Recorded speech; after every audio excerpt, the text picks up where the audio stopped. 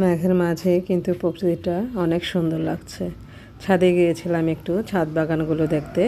এই ফ্ল্যাটে সবাই কম বেশি বাগান করে, তো এই বাগানগুলো দেখতে কিন্তু আমারও ভালো লাগে। আমিও কিন্তু কম বেশি বাগান করি।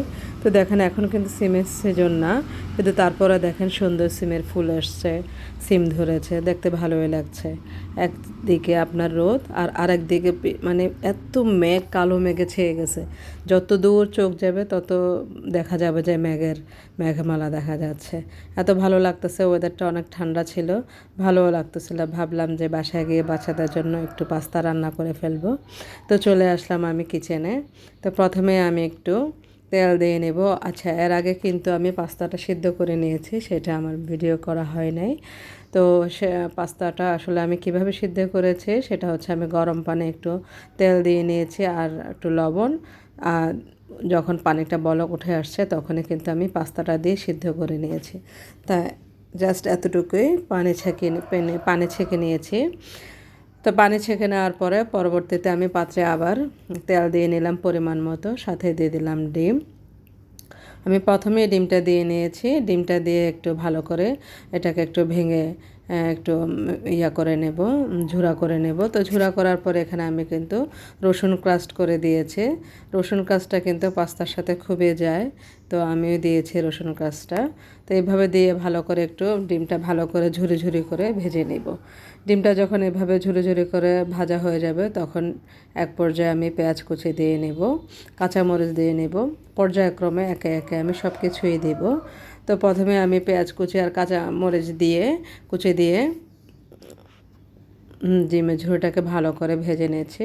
তো এখানে আমি কিমা করে রেখেছিলাম চিকেন কিমা। আমার ডিপ ফ্রিজে আমি সবসময় চিকেন কিমা করে রাখি, যেহেতু আমার বাসায় বাচ্চা আছে। তো আমি চিকেন কিমাটা নামিয়ে বাস দিয়ে দিলাম মিক্সারের সাথে। তো এই যে আমি পাস্তার উপরে কিন্তু গোলমরিচের গুঁড়ো একটু ক্রাস্ট করে দিয়ে রেখেছিলাম। পাস্তার সাথে কিন্তু গোলমরিচ ক্রাস্টটা খুব ভালো লাগে খেতে, আর একটা সুন্দর একটা ফ্লেভার আসে, স্মেলটা খুব ভালো লাগে। তো এভাবে নেড়ে চেড়ে আমি এখানে যে পাস্তার সাথে যে মশলাটা দেওয়া হয় প্যাকেটে, সেই মশলাটা কিন্তু এখানে দিয়ে নিলাম। আমি আসলে এখানে বেশি মশলা অ্যাড করতে চাচ্ছি না, কারণ এটা একদম সিম্পল একটা রেসিপিতে রান্না করছি, তাই বেশি কিছু মশলা আমি দিব না। তো এখানে আমি কিছু গরম পানি নিয়েছি পরিমাণ মতো, অল্প একটু গরম পানির মধ্যে সয়া সস দিয়েছি, টমেটো সস দিয়েছি, আর স্বাদ মতো একটু চিনি দিয়েছি, কারণ একটু চিনিটা দিলে পাস্তাটা খেতে একটু ভালো লাগে। তো ভালো করে মিক্সড করে কিন্তু আমি এটা দিয়ে নিলাম, হালকা একটু ভিজা ভিজা থাকবে। তো আমার বাসায় যেহেতু চিজ ছিল না, চিজের বিকল্প হিসাবে কিন্তু আপনারা একটু গুঁড়া মিল্ক দিতে পারেন। এতে করে কিন্তু চিজে যে ভাবটা, এই ভাবটা কিন্তু চলে আসবে, আর খেতেও কিন্তু অত্যন্ত সুস্বাদু হয়। আপনারা বাসা ট্রাই করে দেখবেন। তো আমি এভাবে করেছি, যখন আমার বাসায় চিজ থাকে না তখন আমি এভাবে গুঁড়া দুধ ছিটিয়ে দিয়ে রান্না করি।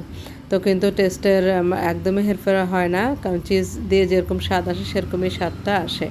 তো এটা ভালো করে একটু মিক্স করে নেব, বেশিক্ষণ আর চুলায় রাখবো না। আমি এখন একটু টেস্ট করে দেখবো যে লবণ হয়েছে কি না। যদি লবণ হয়ে থাকে আমি আর বেশিক্ষণ চুলায় রাখবো না, কারণ পাস্তা বেশিক্ষণ চুলায় রাখলে এটা একটু বেশি সিদ্ধ হয়ে যায়।